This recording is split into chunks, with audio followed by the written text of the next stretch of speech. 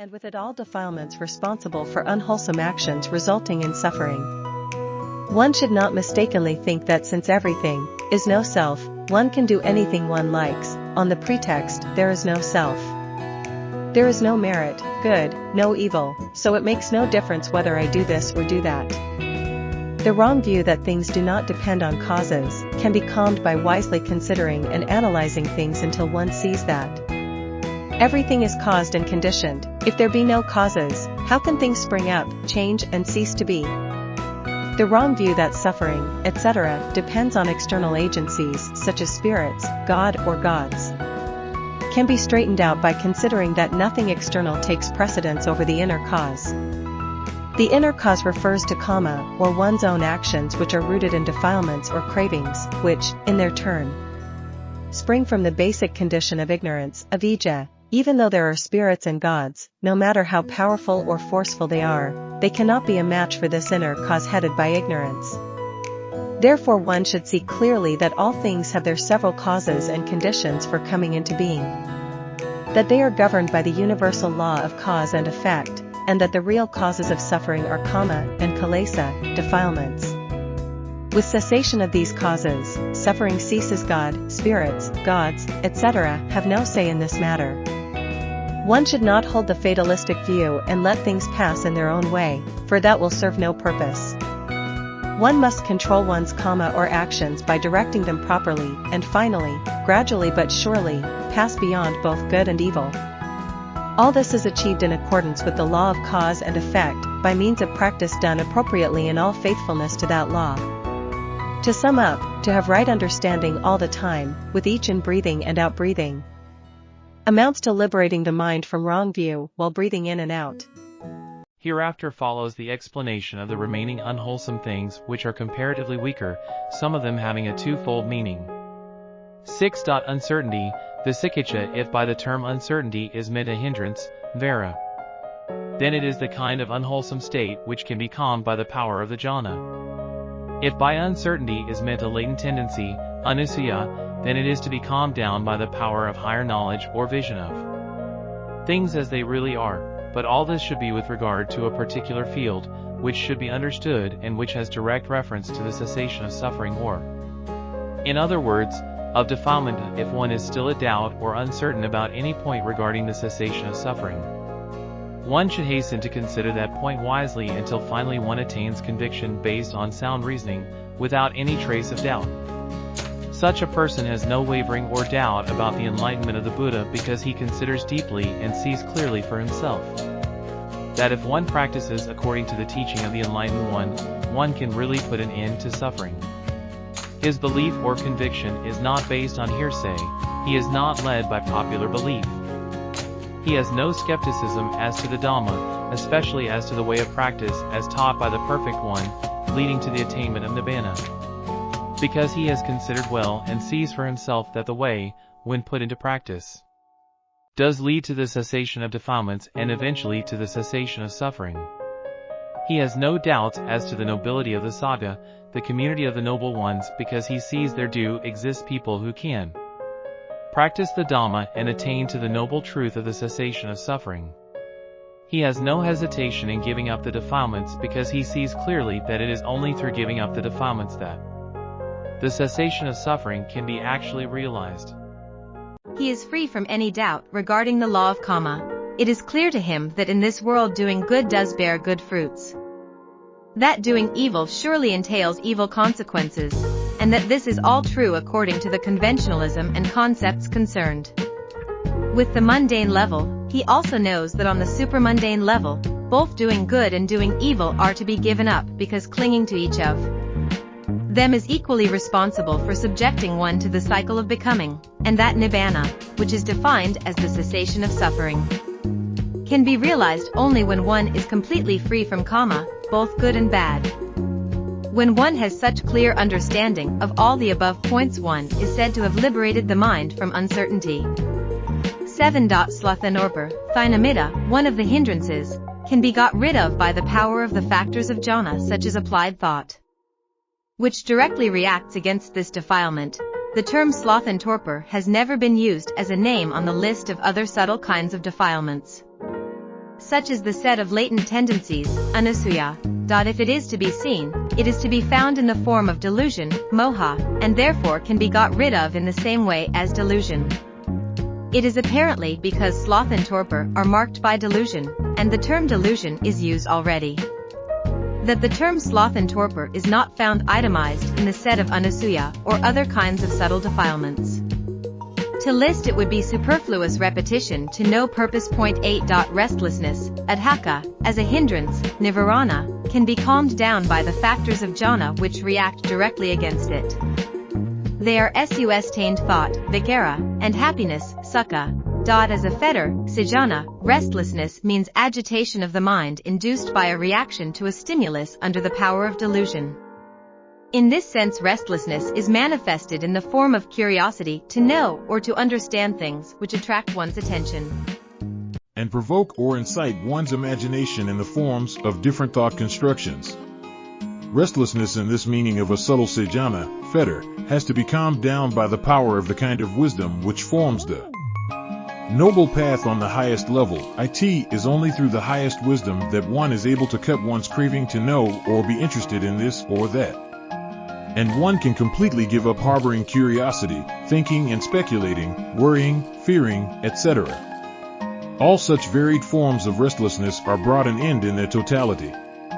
Therefore, precisely, if knowledge, na, with regard to no self or voidness, sanata, has illumined one's mind and heart, restlessness in its various forms just cannot come about. 9. Lack of shame, ahirika, is a kind of feeling, on the strength of which one has no shame in doing evil. It is calmed through considering and seeing that by doing evil the mind is defiled, becomes lowly and degraded, and that the person concerned falls below the dignity of a human being. By considering wisely in this way there is aroused the sense of shame or the feeling of disgust and aversion towards evil.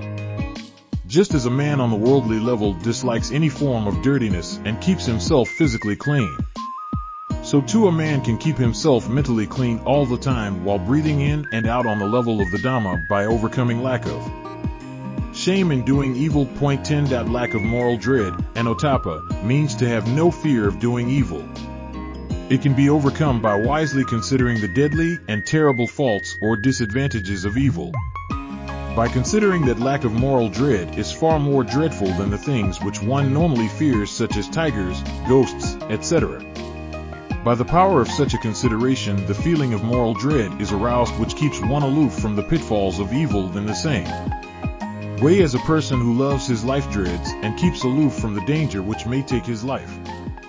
To compare, in order to see easily the sense of shyness or shame hiri and the sense of moral dread otapa, which are the counterparts of items 9 and 10 respectively, the person should think how he would feel if he were, on the one hand, made to touch a dirty object, such as a worm in a heap of feces, and if he were, on the other hand, face to face with a tiger in the jungle, instead of at the zoo.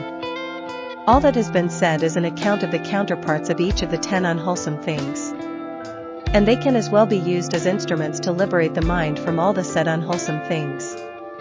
When the meditator is unable to overcome any of the 10 unwholesome things, directly by means of contemplating breathing alone or through the power of concentration alone, he must then, from time to time as necessary, resort to the respective wholesome things which are the opposites of the unwholesome things, while developing the corresponding wholesome things in opposition to the unwholesome ones. He watches all the time with each in-breathing and out-breathing how the mind is being liberated from that unwholesome thing. He is then said to be one developing anapanasati all the time. While liberating the mind in this way, there is mind, which is sheer knowing, sheer consciousness, vinasita, CQ. p. 171. Knowledge, na, also exists. Mindfulness, sati, is established contemplating the mind as to how it is liberated from different unwholesome things. Mindfulness comes to be insight knowledge, watching closely that both the unwholesome things covering and surrounding the mind and mind itself, which is covered together with the mind which is even liberated, are all equally conditioned things, sakra. Therefore they are impermanent, unsatisfactory, dukkha, and no self. With this understanding, the meditator comes to be wearied When the practice, etc. operates like this, it is called Sittanupasana Satapanahavana, which is the concluding of the third tetrad of anapanasati. As bhavana is at its height and is perfect in all of the four implications as mentioned previously, see pages 212 to 357. He gathers all the 29 kinds of dhammas as explained earlier in the fifth stage. To conclude the third tetrad, one should especially note one more point, i.e., while each step is equally concerned with concentration of the mind, Sittanupasana, the way of contemplating varies in each case. In the first step, the mind is concentrated by way of watching closely its different characteristics as manifested from the very beginning of practicing anapanasati, from the first step of the first tetrad, right up to this stage. In the second step, the concentration is applied to the mind which is gladdened in the Dhamma, or which automatically has gladness in the Dhamma, by watching how gladdening of the mind becomes successively more subtle. In the third step, contemplation is directed towards the mind which is being concentrated, noting carefully how the mind gradually comes to be concentrated from the lowest level to the highest, from the coarsest level to the most subtle. And, finally, in the fourth step, contemplation is directed to the mind which is being liberated, watching closely how the mind is liberated from different unwholesome things. All these various kinds of contemplation are carried out by means of breathing in and out to the extent that the development of the establishment of mindfulness is at its height. As a result, different dhammas are gathered together or induced samadhana equally in each and every case or step of practice. Chapter 16, the fourth tetrad, from the contemplation of impermanence up to the contemplation of relinquishment, the method of practice. In the fourth tetrad, which deals with the last four stages, is as follows. Stage 13, contemplating impermanence all the time while breathing in and out. Stage 14, contemplating fading away all the time while breathing in and out. Stage 15, contemplating cessation all the time while breathing in and out. Stage 16, contemplating relinquishment all the time while breathing in and out. These four stages form a group concerning mental development. In order to train himself in these four stages, the meditator uses a mental object which becomes manifest as an object of contemplation, instead of the bodily formation, i.e. the breathing, feelings of rapture and bliss, and the mind in different mental states, as mentioned in the first, second, and third tetrads respectively. In this tetrad, the first point to be noted is that the four things to be contemplated, namely impermanence, fading away, cessation, and relinquishment, do not include the terms unsatisfactoriness, dukkha, and no self, anatta. How is it that the facts of unsatisfactoriness and no self have not been referred to?